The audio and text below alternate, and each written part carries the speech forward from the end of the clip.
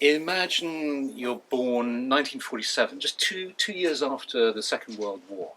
So the kind of echoes and reverberations of that are still around. And you're born for your sins in Croydon. Which is, I apologise for anybody who lives in Croydon, it's a lovely place, I'm sure. But certainly in 1947, Croydon wasn't the greatest place to be because of suburbia. And Jamie found himself in a very kind of neat environment in suburbia. But strangely enough, despite the kind of rather stifling atmosphere of suburban Croydon in the late 40s and early 50s, he found himself in a very unusual family. And an analogy that came to me the other day in thinking about his life was the one from the Asterix cartoon, which a lot of people know about Druidry, or perhaps have their first encounter with the Asterix stories. And in that, if you don't know it, there's the character Asterix, who isn't a druid himself. But as a young child, the story goes that he fell in the druid's cauldron. And the druid is this wonderful figure called Get-a-Fix in the English translations, and psychoanalytics in the French versions of the book. And he fell in the cauldron and was lifted out by his mother. But the result of that was that he had superpowers.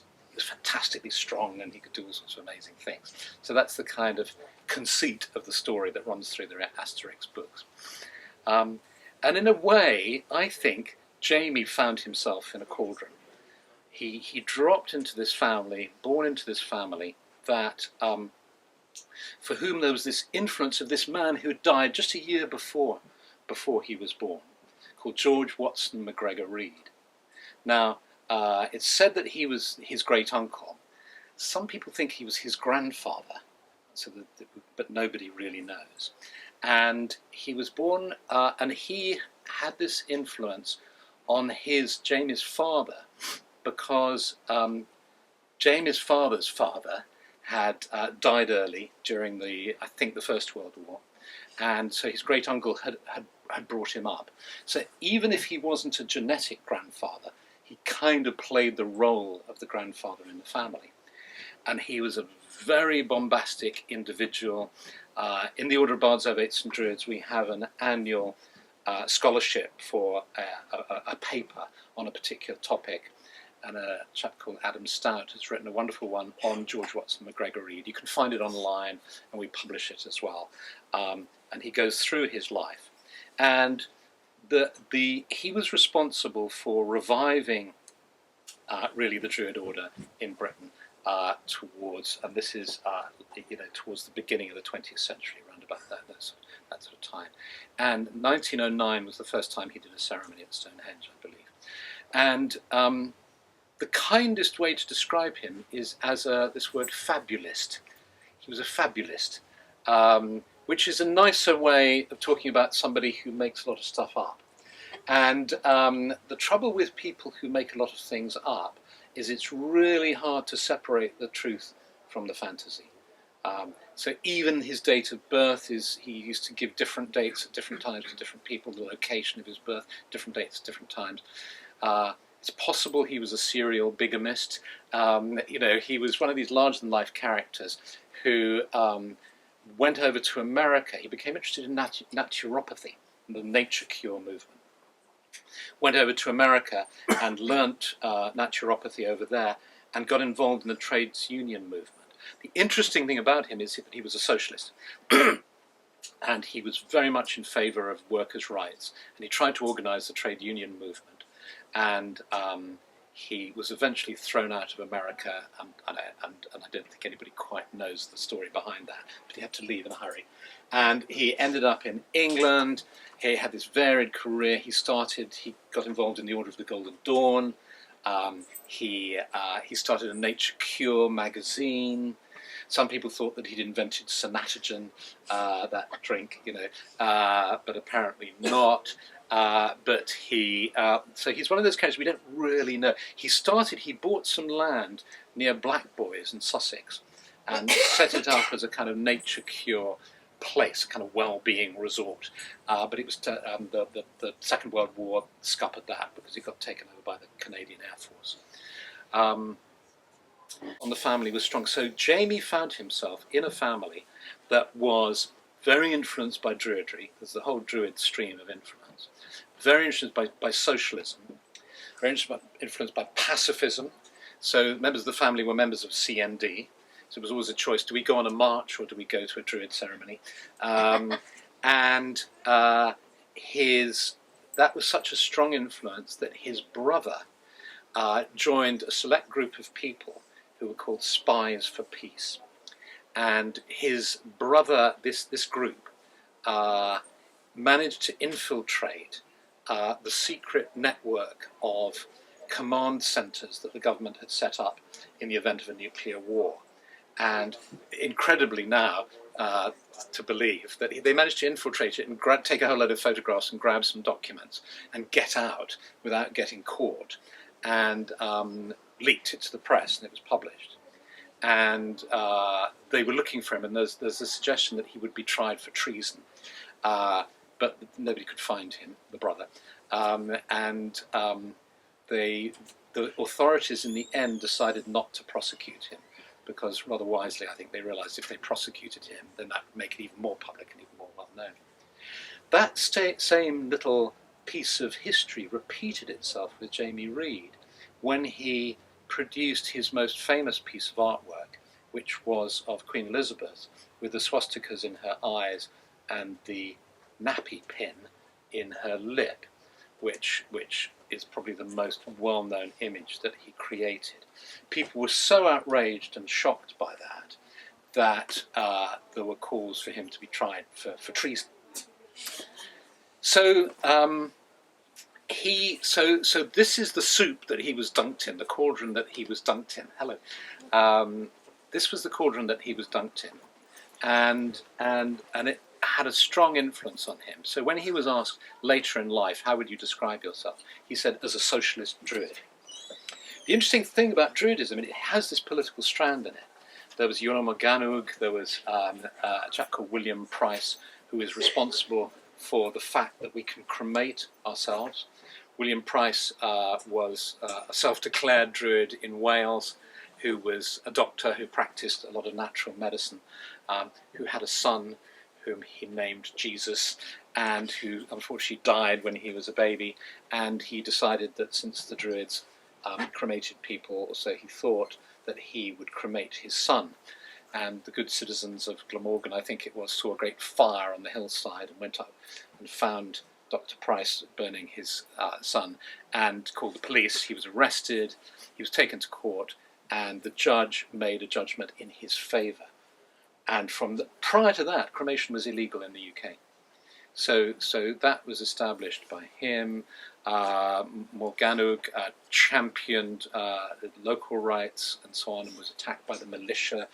And George Watson MacGregor-Reid continued in this tradition.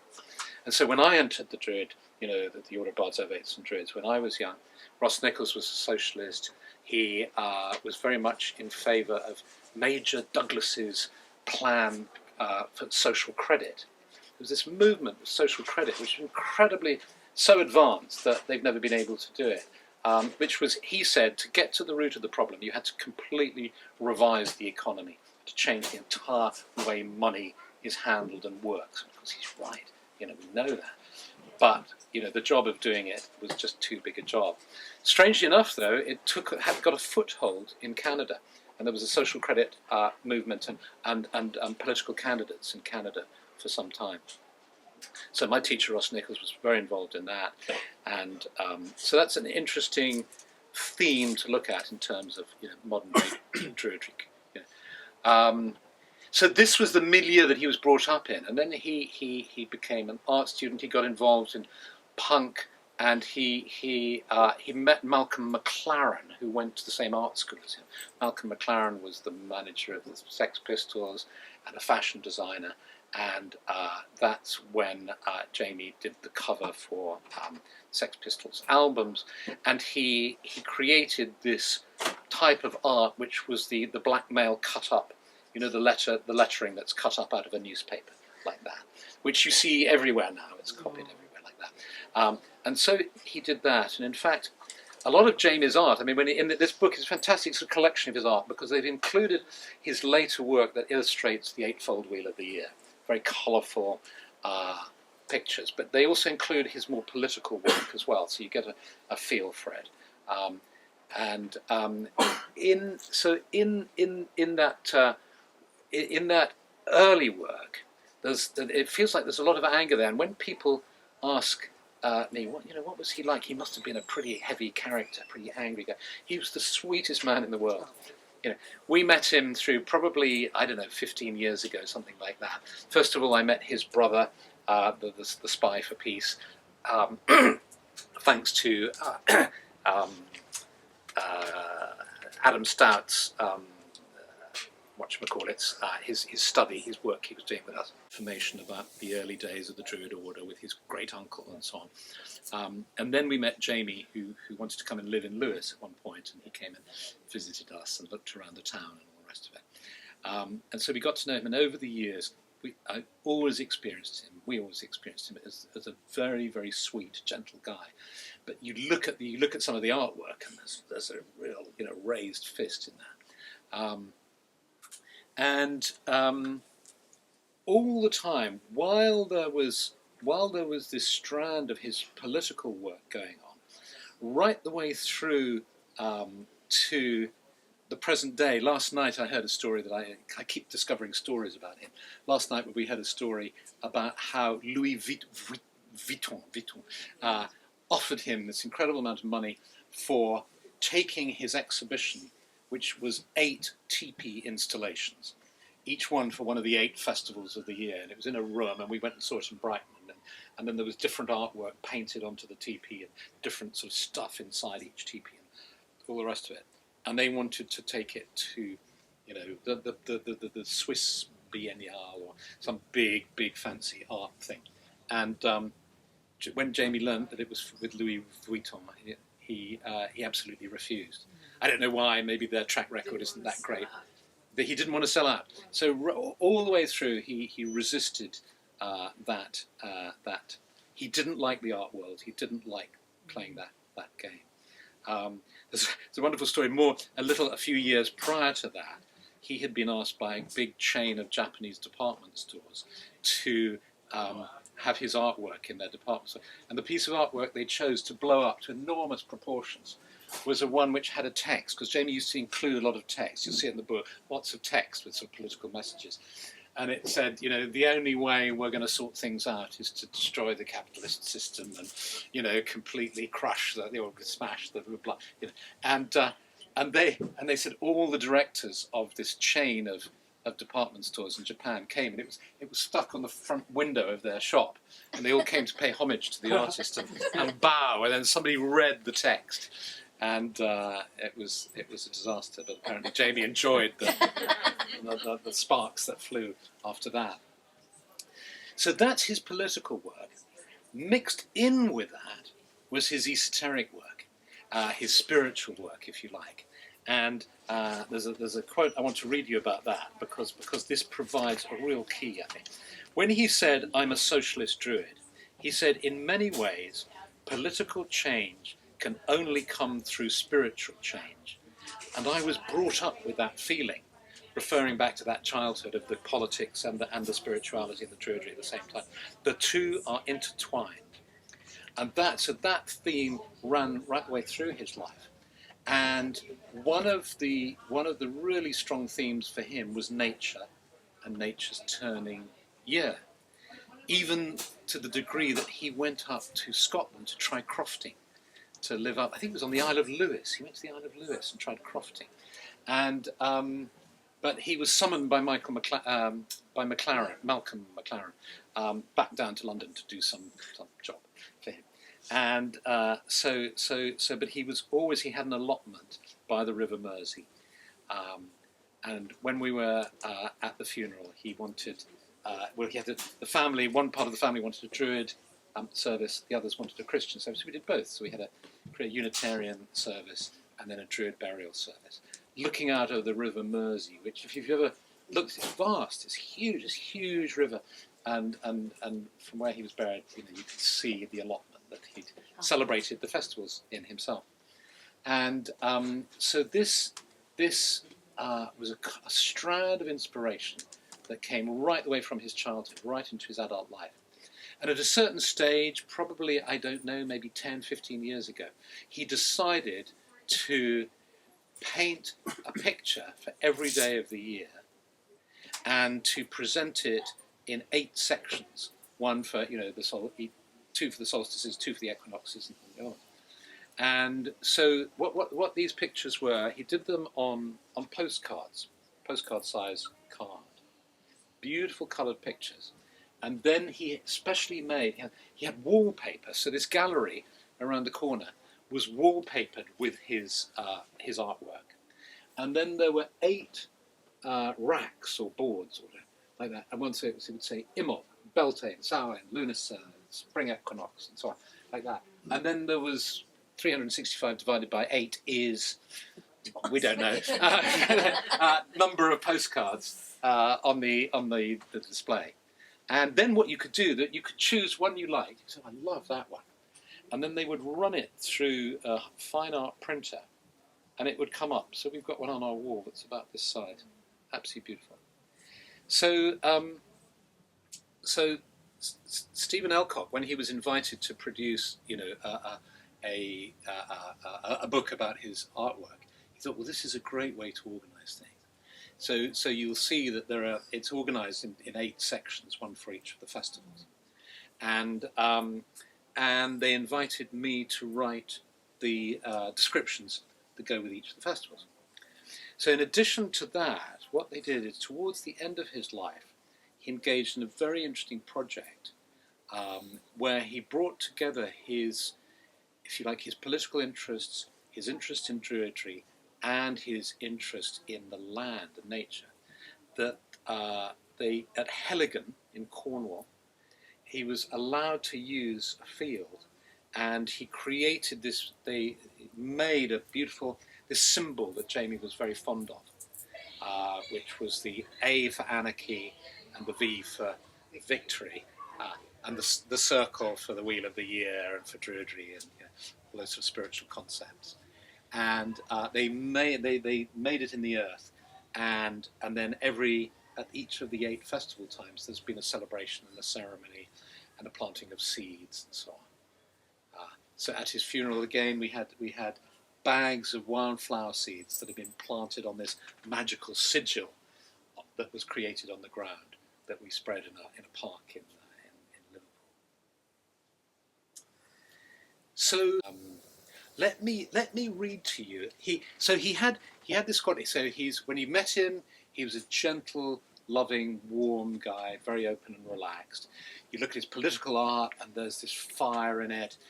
You look at his nature art, these 365 pictures, and there's beauty. He's just so struck by the beauty of the world and the beauty of nature. There's this love of nature. And he was also a prankster and a trickster. So he... following maybe the inspiration of Abby Hoffman, who published a book that was called "Steal This Book," he encouraged shoplifting, didn't he? He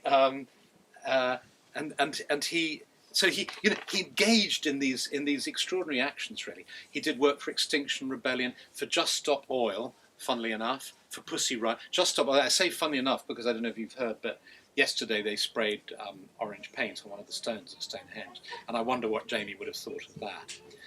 Part of him, I think, would have been, yes, that's brought attention to this awful problem we're facing. Another part of him would treat the stones of Stonehenge with great reverence and would be furious about it. When we last saw him, the last time we saw him, just before he died, he was trying to decide whether to go ahead with an exhibition in Moscow to support Pussy Riot. And I was saying to him, Jamie, there's a war going on. You can't do an exhibition in Moscow. This is for all sorts of reasons you can't do it like that. But he said, well, I'm not going to go personally. So I said, oh, thank God for that. But it took place. They basically got artwork out there, and they did it for Pussy Riot. So so he was prepared to stand out on a limb. So he said that there's a picture he made, and that had writing underneath that said, Jesus was a black Arab bisexual gypsy socialist shaman educated by druids and Brahmins. Right? And then there's this black guy in the picture, and it's like, it's a great picture. And you read it and you think, oh, he's just being kind of wild and crazy. But if you analyse that text, you see educated by druids and Brahmins. That means he knows about this extraordinary link between Druidism and Brahminism. There's this, basically Druidism draws on an Indo-European root. If you track it down, it explains so many similarities between Brahminism and Druidism. It's a very interesting, Alwyn and Brinley Rees have written the definitive text on that and go into it in incredible detail. So that indicates he knows about that. So Jesus is a shaman educated by Druids and Brahmins. So he also knows about the story of Jesus coming with his uncle Joseph of Arimathea to Glastonbury, and the theory that he was educated by the Druids. There was somebody called Gordon Strachan who wrote a book about Jesus being educated by the Druids. And I remember having tea with him in Kew Gardens and saying to him, your theory will upset the Druids and the Christians, because his theory was that Jesus learnt the power of human sacrifice from the Druids, because the book The Druid Prince had just been published, which suggested that this prince was sacrificed to save Ireland from the Roman invasion. And I said, anyway, so controversial theory, who knows, it might be true. But Jamie was clearly aware of the fact the idea of Jesus being educated by the Druids was an extraordinary possibility, because there was this tin trade between the Middle East and Glastonbury, in that area. He was a shaman, Well, the shamanic thing, Jamie used to say that when he did his art, he would go into a trance. He'd say, if his agent, John, would be talking to him and he was painting, in the end he'd say, look, I can't do it, I can't talk to you in paint, I'm in a trance, leave me alone. And he understood the power of changing consciousness, and of course the whole business of producing art by opening your consciousness to the divine is something that is right at the core of Druidry, the whole concept of Arwen, the flow of spirit. Jamie absolutely got that. And so we've got the term shamanism in there, and understanding that indigenous spirituality in these islands was shamanic, in the sense of people altered their consciousness particularly. Then we've got the socialist bit in there. We've got, it'd be harder for me to analyse the Arab bisexual gypsy, but anyway, there you go. It shows that he's having fun, he's being provocative, he's throwing up ideas, and he's an incredibly talented guy. So this gives you an idea of the range of what's presented in this book to you, and maybe if any of you wanted to, just anything that occurs to you, any questions or thoughts, do by all means. Could you talk about the title, Time for Magic? Time for Magic, yeah. Jamie had a number of catchphrases that he used, and in the poem that Tommy recited last night at Foyle's bookshop, most of the lines of the poem were catchphrases of Jamie that you find in his artwork. And if you look through the artwork in that, you'll see one of his techniques, if you like, is to combine words with images. And Time for Magic was one of them. And it was coming out of his philosophy of the beauty of the world and the magic of the moment. And he would talk about, let's wake up and appreciate life and how wonderful life is. It's time for magic. And in his belief as well about how political change can only come through spiritual change. So it was this idea of, if you want revolution or you want political change, you have to do magic in some way.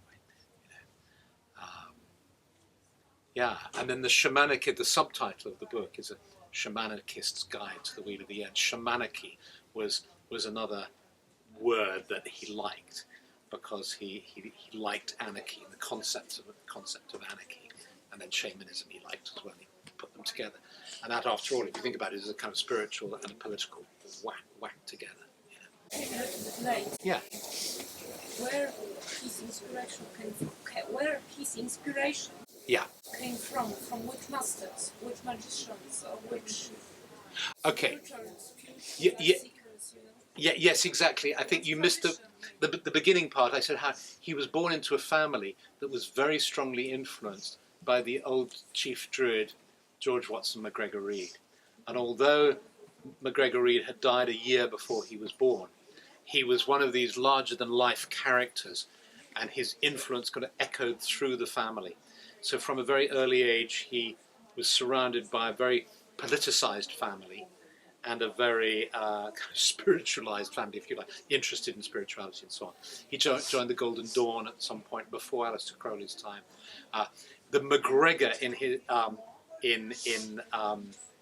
his George Watson MacGregor-Reid's name was probably introduced by MacGregor Mathers, who was in the Golden Dawn and so on. It's not sure that it was a genuine surname, as it were. It was added in. Yeah. And there was a piece I wanted to read to you, but have a think if there's anything you want to ask.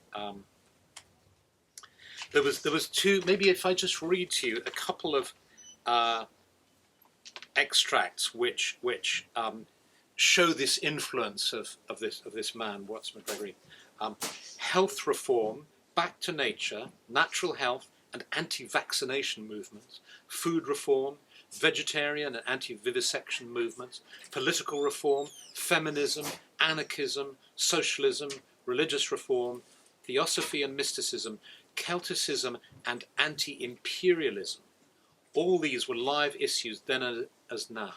They were the ideals of the counterculture, and George Watson MacGregor-Reid was in the thick of it.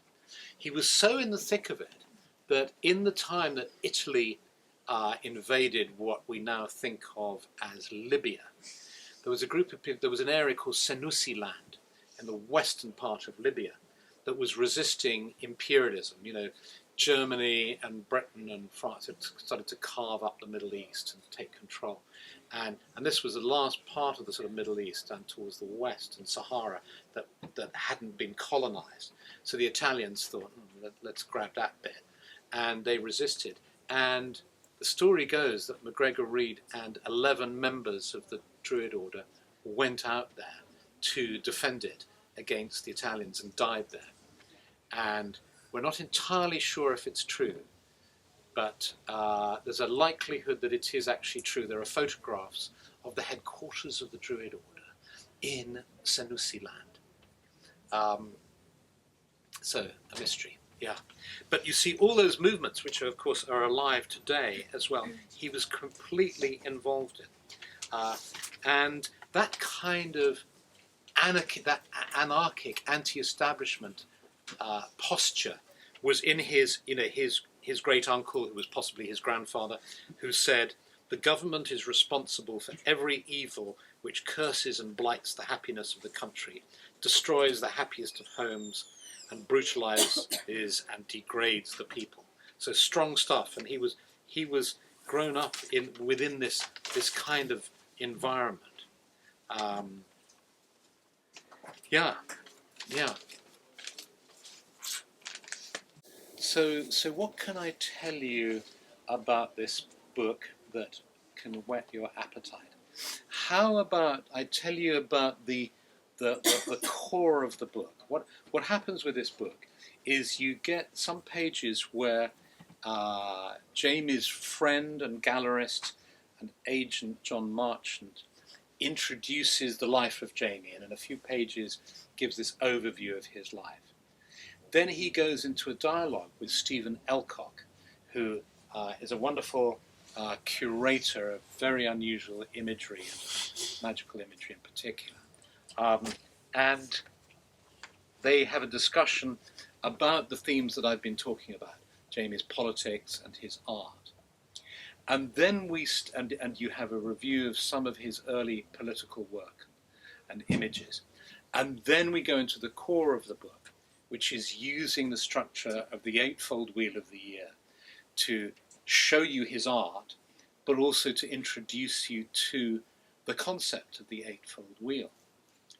And if you think about many of you, just pop your hand up if you're familiar with the concept of the eightfold wheel of the year, just so I understand.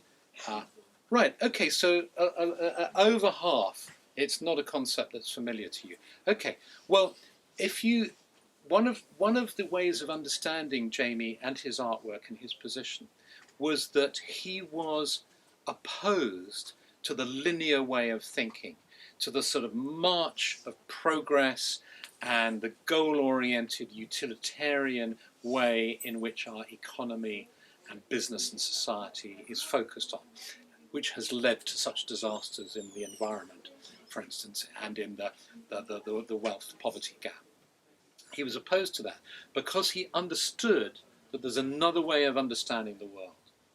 And currently there's a psychiatrist, Ian McGilchrist, who is doing some very interesting work on that.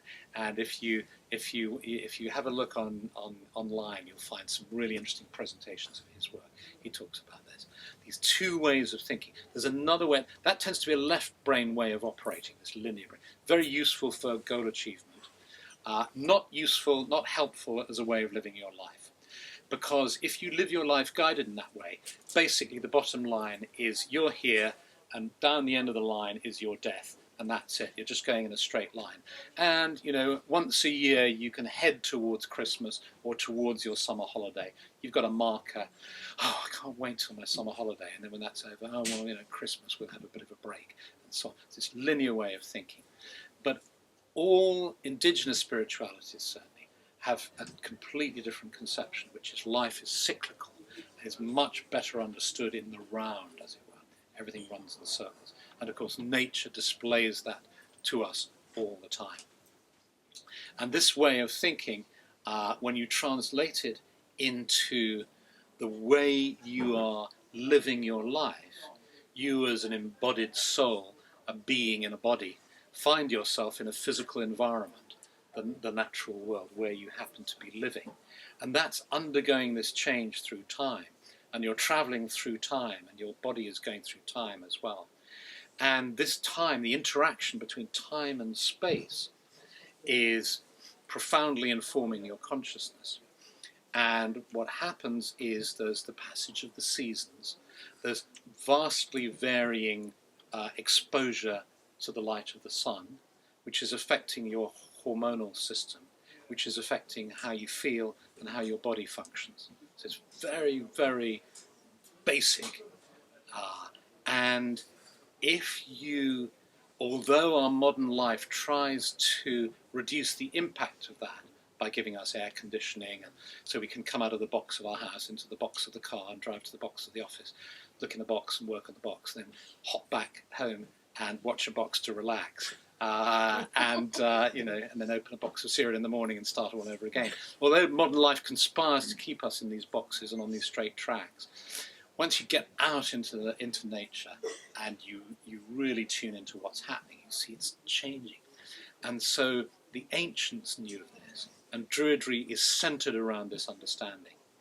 And the year is divided into the time of the longest light, which is now the summer solstice, the longest day, maximum amount of life with light, with all that means for our bodies and so on in our minds.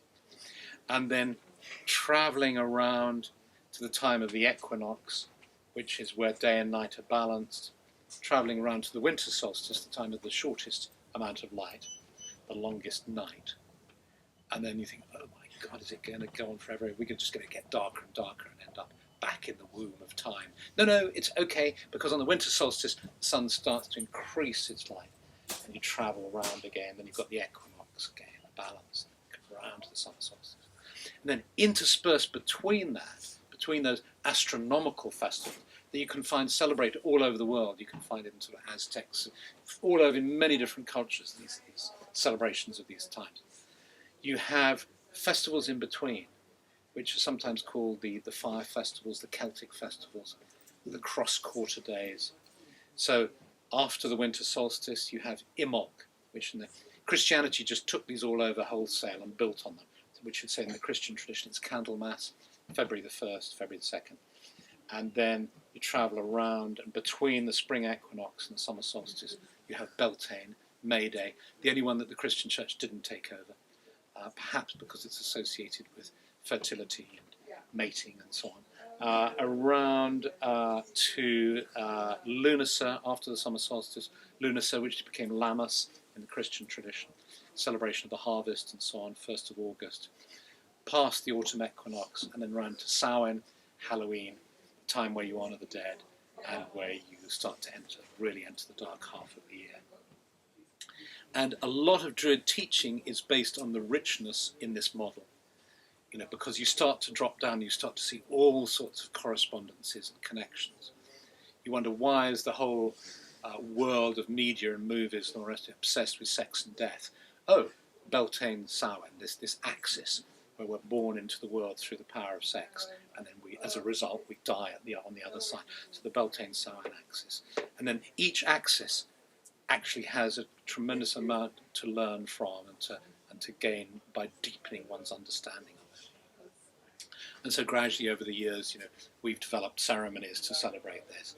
And Jamie would do pictures to celebrate this and create huge banners, which at some of our events in Glastonbury he's kindly donated to us, and we've had these huge, colourful banners to celebrate these times as well. So that's the Wheel of the Year.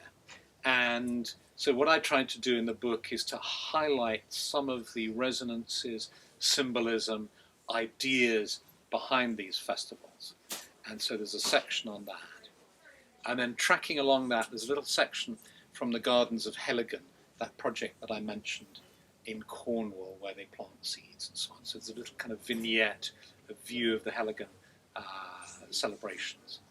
And that's the book. That's what you get. Just a last chance for anybody. Any question anybody had? A quick thought. Yes. Is the artwork ever going to be presented in an exhibition? It should indeed be. Occasionally there are exhibitions, and I think that John Marchant is working on a kind of retrospective of his work, and that would be great when that happens. Yeah. Good. Thank you. Well, thank you, everybody.